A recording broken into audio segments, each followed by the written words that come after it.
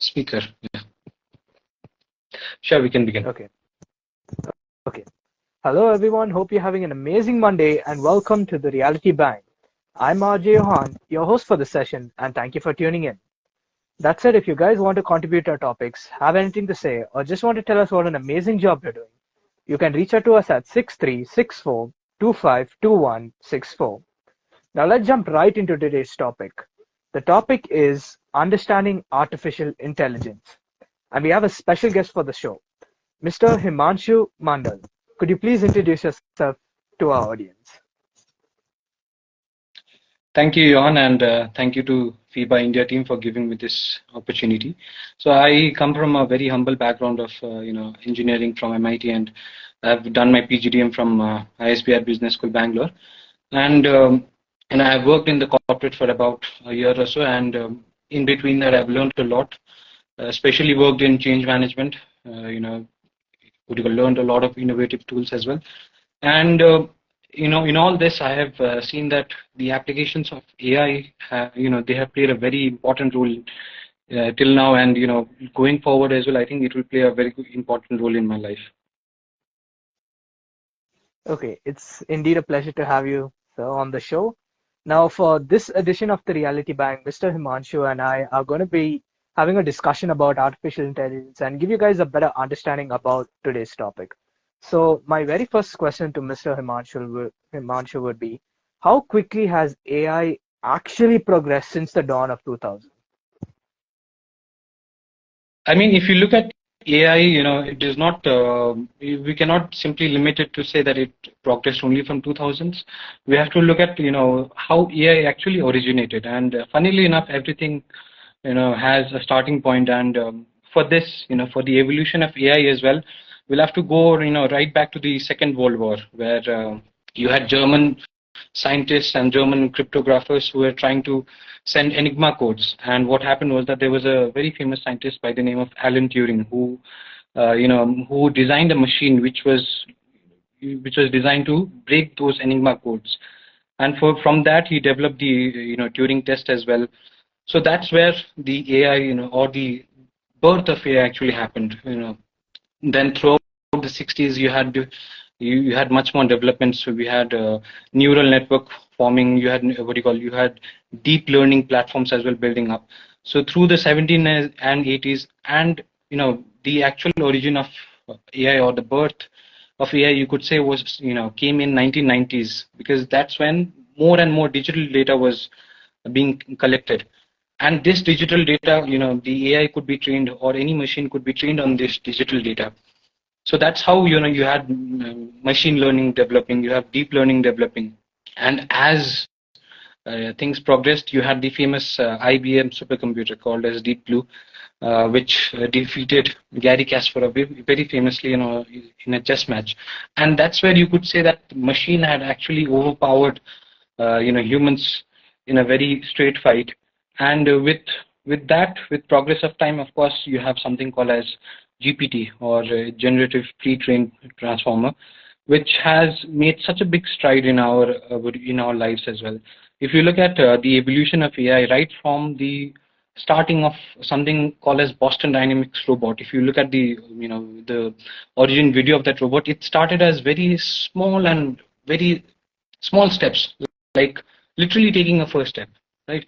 And today it can do such things as overcome obstacles, literally carry objects and overcome obstacles. So AI has progressed over the years.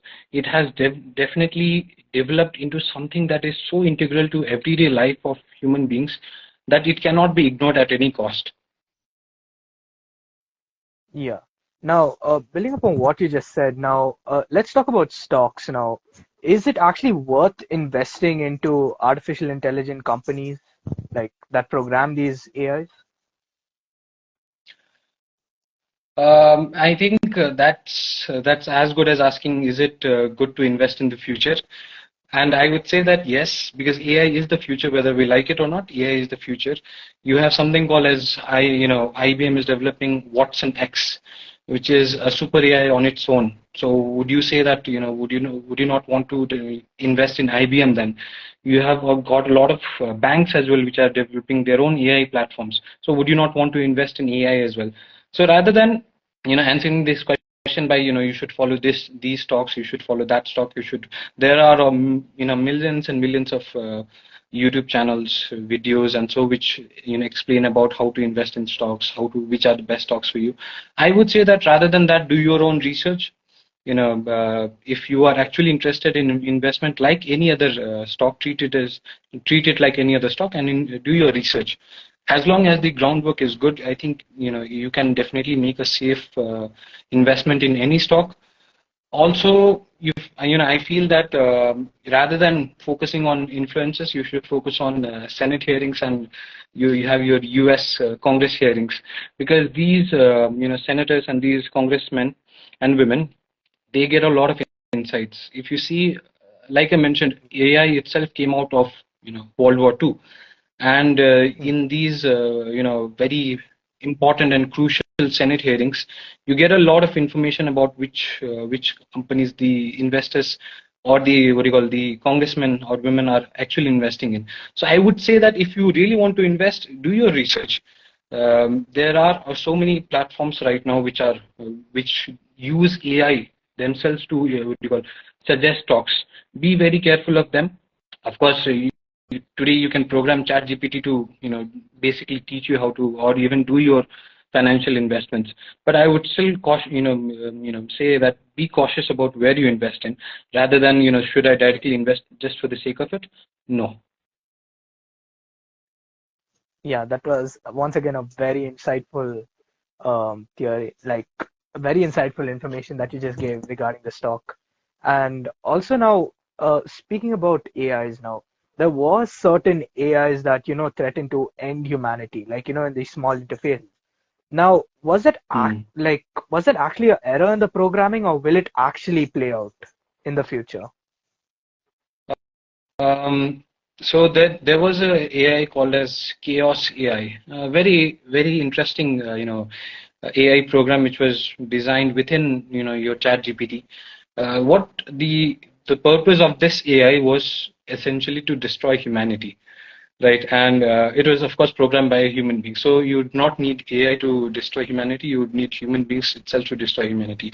So this chaos AI, what it did was that it basically developed a very extensive program of how to eliminate humanity, and it started with by deciding that humanity is the biggest threat to itself, right? That was the basis on which this AI started working on, and ultimately it reached to such a conclusion that it found the best solution to get rid of the entire human population was to use a nuclear bomb.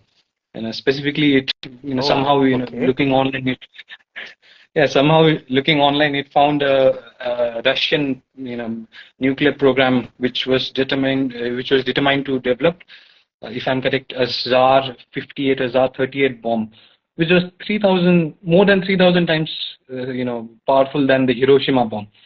So so AI is literally that powerful. It can devise all this, and not just that. AI also requires certain amounts of verification, right? So what Chaos AI did was that, of course, you have different sources of information from which the AI can collect information, but AI can Yeah. itself also create those sources of information. So that's what Chaos AI started doing, and that's why it started self-verifying itself.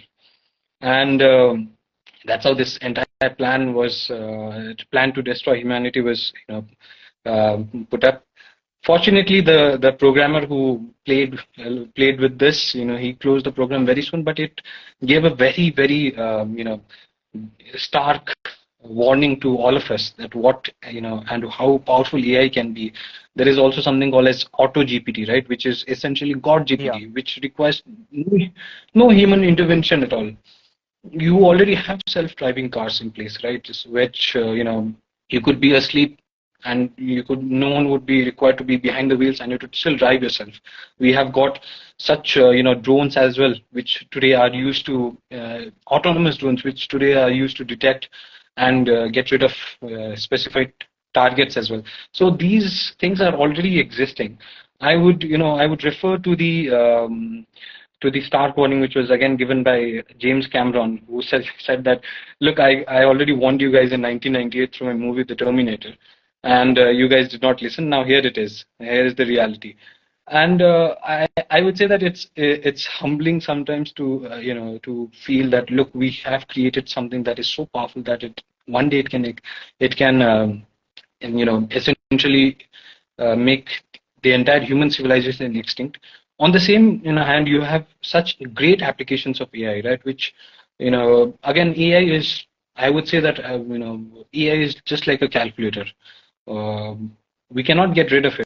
Of course, we have to use it, right? When the calculator was first invented, basically replaced abacus. So I would not say that it's a very dire situation where we can be so alarmed as well. But I would say that be cautious. Use, because these AI, whichever platform you use, these AI tools are self-learning, right? They learn through your instructions, Yeah. they learn through your prompts, they learn through everything. So I would say that be very cautious about creating another Hitler, right? In this Yeah. digital world, and overall, I would say that there are definitely things in place which can be done to regulate these AI channels. Yeah, now what you said, it just got me thinking now, why is AI so powerful, and like what is the end goal of AI programming in general? Um, so why is AI so powerful? Is because we designed it to be so powerful. We thought of something that which it would take very little time to do, which would require no intervention at all, and which would be cost effective. I think that's very important, that AI is very, very cost effective, right? Earlier you asked about, should we invest in AI or not, specifically AI stocks or not. Now, Yeah. if I told you that there is a not gaming exactly, there is a graphics processor company which recently became $1 trillion company, which is Nvidia, right?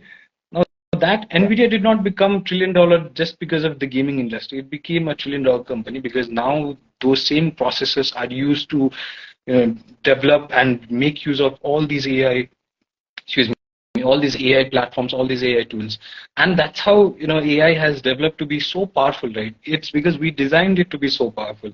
We designed it to replace mundane activities which do not require human intervention at all. It is going to be it is going to lead to a lot of job cuts, a lot of transition. I have personally seen tools which, talking from recruitment point of view, which can do end-to-end recruitment without human intervention. With it can conduct entire interviews as well. You have, most of us wear smartwatches now, right? Which Yeah. whether it's CE or Google or whichever other AI assistant, it is always listening to us. So we designed it to be so powerful so that we don't have to do all these activities ourselves, and that's how AI AI has become so powerful. And ultimately, I would say the end goal of AI, it is not to destroy humanity. It is not to replace humanity. Of course, even if certain jobs are pushed to the AI platforms, there will be other jobs as well. If if AI is better able to do certain things, that means there is time for others to do other things as well. So I would not say that this AI is going to be the end, end of everything that we see nowadays. But we have to adapt to AI, right? The evolution of humankind is such that we, for most of our what do you call existence, we have changed the environment rather than adapted to the environment. Whenever we felt cold, we started cutting down trees to to burn firewood. Whenever we felt we needed food, we started with agriculture. So we have always changed the environment rather than adapted to environment. But AI is also something that essentially we will fine tune it to ensure that it is best used for the humankind rather than it is a detriment to the humankind. Now, I have a final question. Now, what do you feel? Because a lot of people have said these statements, and I'm not talking about just normal people. I'm talking about rich billionaires. They have said that AI will Yes. replace humans in the workforce. So, what do you feel about that statement? Uh, yes, Elon Musk was one of the very early billionaires and one of the very early innovators to say that be very careful about AI. You have, if you see the Western media, you have something called as the union strike going on in Hollywood. So one of the Yeah, major concerns about that is that AI will soon replace all your background actors. It will soon replace all your translators. A simple Google Translate, for example, works on AI, right? And yeah, for this, you don't need any human translators nowadays. And there was also a very open letter written by it was just one sentence, right? It was signed by the OpenAI CEO as well, Google DeepMind CEO. The godfathers of AI themselves, they signed that open letter. Right from, if you see, the concerns are coming up right from US to China, right? That look, we yeah, have to be very cautious about AI. These concerns are of course valid. What we have to do, what we have to be very concerned about is that how do we regulate this space, right? And fortunately, I would say the European Union is coming up with something called as EU AI, which is essentially European Union Artificial Intelligence. They are coming up with a very strong regulation of how to how to temper and how to regulate this AI technology. I would say that what do you call when whenever there is whenever there is scope for disruption, whenever there is a scope for change, people are always affected, and the entire environment is always affected. But you always have to see, how can I utilize this to my best service. For example, we have lawyers who come up with what do you call entire arguments in courts, some of them very funnily invalid, but they come up with entire arguments in courts written by AI. Today, you do not need to, form, or do basic documentation through a human being. The AI has done all that. So I would say that the concerns are yeah, valid. Everyone has to adapt to it, and if we use it for good, right? A simple doctor's scalpel, for example, it can be used to do surgeries to cure patients as well. But at the same time, that same scalpel can be used to kill people, right?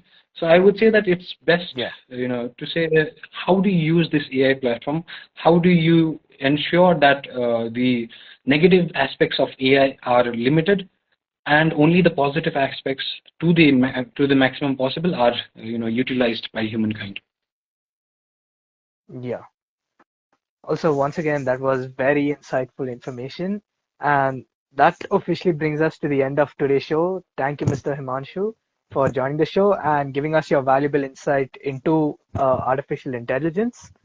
Remember, guys, we air on Mondays at 4:30 p.m. And with that said, like, if you guys have anything to contribute to our topics, have anything to say, or just want to tell us what an amazing job we're doing, you can reach out to us at 6364252164. And a huge thank you to our listeners for tuning in to this edition of the Reality Bang. This is RJ Yohann. Hope you're having an amazing week, and I'll see you next Monday. God bless you.